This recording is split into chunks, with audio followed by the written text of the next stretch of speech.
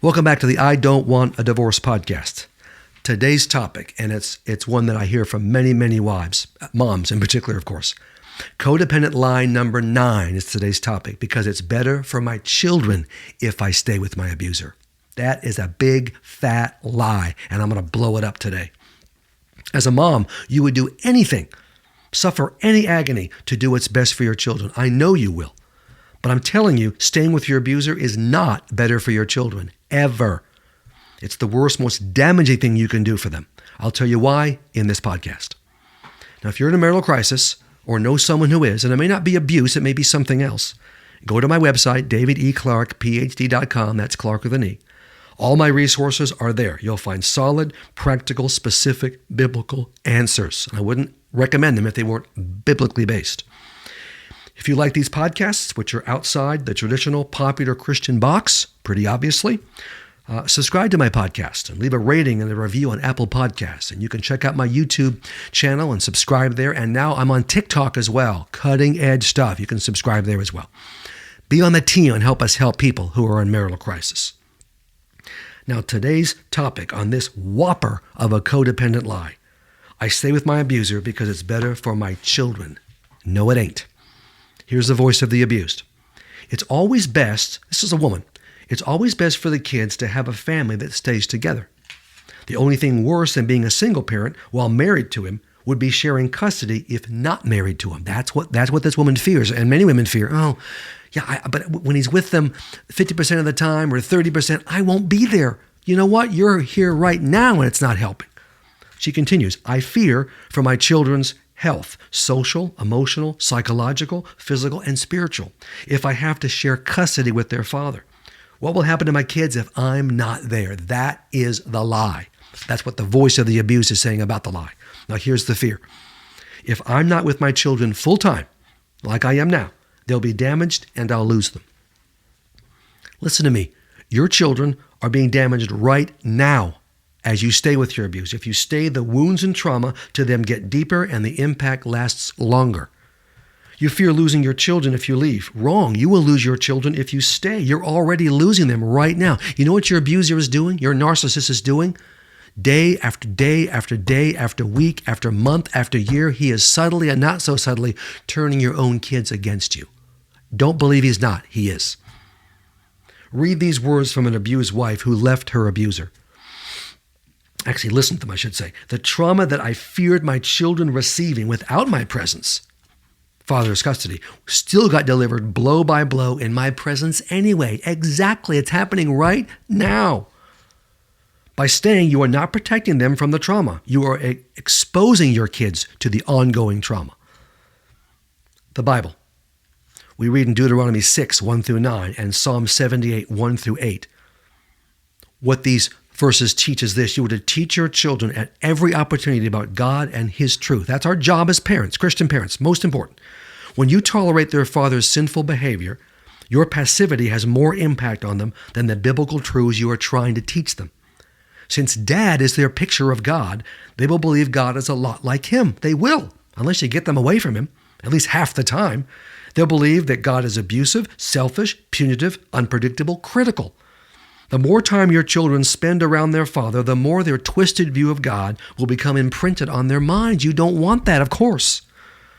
If you choose to stay with your abuser, your children lose more and more respect for you. They will dismiss whatever truths about God you're trying to teach them. What you say has no impact. That will change when you leave and you have control at least half the time. Then you can get back to teaching them about God and they'll listen. Mark 10, verses 13 through 16, powerful words about Jesus' love for children. In this passage, Jesus shows his deep love and affection for children. Do you think for a moment that Jesus would look the other way as a child is being harmed by an abusive parent? Never. Jesus would protect that child. That's your job. Now here's the experience of DC. My experience. By choosing to stay with your abuser, you are exposing your children to multiple traumatic experiences. The impact of these traumas will last for decades. Your children will be at a higher risk for chronic physical health conditions, heart disease, obesity, a compromised immune system, all kinds of stress-induced illnesses. These things have been studied. This is research.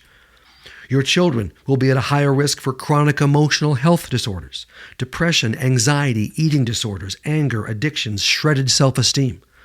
That's because you've stayed with your abuser too long. Your children will be at a higher risk for chronic relationship health problems, inability to trust, inability to build intimacy, a distorted view of marriage, less likely to marry. This is fueling the whole live with your partner epidemic here in the United States, because I've seen what my parents' marriage looked like. I don't want that. Boys tend to become abusers, and your girls tend to be drawn to abusers as romantic partners. They'll date and marry abusers. Why? Because you stayed with your abuser. Your children will be at a higher risk for chronic spiritual health issues, anger with God, lack of faith in God, confusion about Christianity, a negative view of God. Many children of moms who decide to stay end up with no faith in God. You're a great Christian mom, but you stayed with this horrible person and all these terrible things happen. God didn't help you any. Why should I trust God? That's what happens. The longer you stay with your abuser, the higher the risk your children will suffer these chronic conditions. Your kids tend to think, well, mom is staying, so she must be okay with what's happening. That's exactly what they'll think. Of course you're not, but they think you're okay with the abuse. Dad must be right when he says it's her fault. When your children become adults, chances are very good they will choose to not have anything but a superficial relationship with you. You'll be discounted. You will have no voice. You will have no impact. They won't trust you. They won't respect you. They won't love you. These are awful things to have to say, but they are true because I've seen them hundreds and thousands of times in women that stayed too long with their abusers.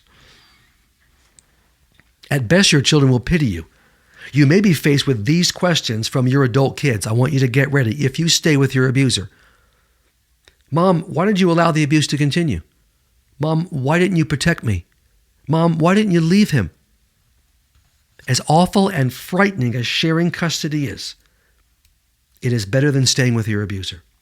As disruptive and painful as separation and maybe down the road divorce is for the kids, and it is far better than living full time with the abuser, where they get the full impact of his abuse every day. If you stay with your abuser, you simply cannot model a healthy, godly home. You cannot. The abuse never stops, so your kids never get a break from it. When you're sharing custody, even 50-50, and I'm telling you right now, it's that will be what the court decides.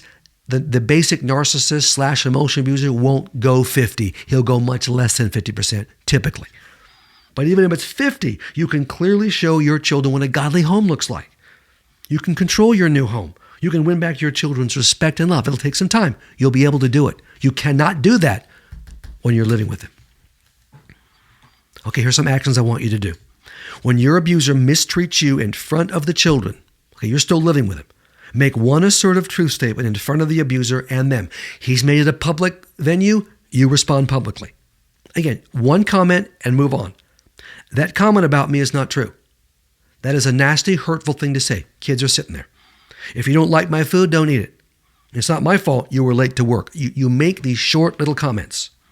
When your abuser mistreats a child in front of you, make one assertive truth statement in front of the abuser and the child. Now they're going after the kid. You've got to protect your children. You will say things like this: you were way too mean to Johnny. What happened was not Susie's fault. Don't take your anger out on Tim. That's an overreaction. Steve didn't rob a bank. He just forgot to take out the trash.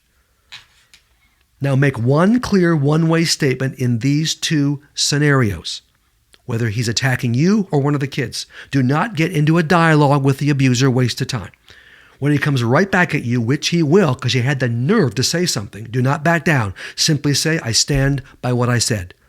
You see, the kids will start realizing, maybe there's something wrong here. Maybe dad's wrong here. Maybe I can respect and trust my mother to protect me and to stand up for herself.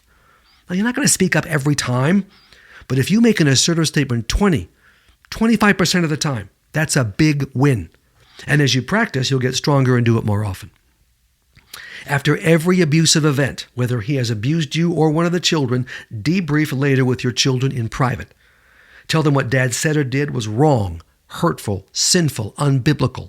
Encourage them to talk out their feelings and their pain with you. Urge them to say nothing about the event to the abuser. Don't even bother. Your father won't listen to you. Now, you don't take these action steps to change your abuser. He's not going to change, almost certainly.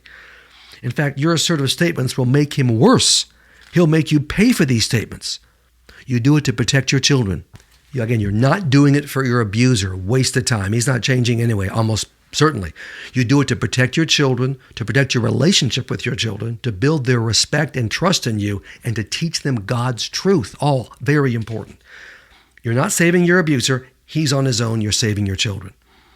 And getting stronger so you can take your kids and leave him. Before you leave, this is what 20 Lies is about, you're going to be taking a series of steps, taking care of your lies and taking steps that will solidify your independence and get back your voice and your identity and get you strong enough to leave. Now, if you want to talk to me about your marital crisis, you can do that using my phone advice service. Many are doing this. It's on my website, davideclarkephd.com. That's Clarke with an E. You can talk to me for 45 minutes. We just set it up via email, typically or text. And you call in with your credit card information. Once we've set the schedule 2 minutes early, I get the information, and then we talk for 45, and you will have a clear plan of biblical action when we're done.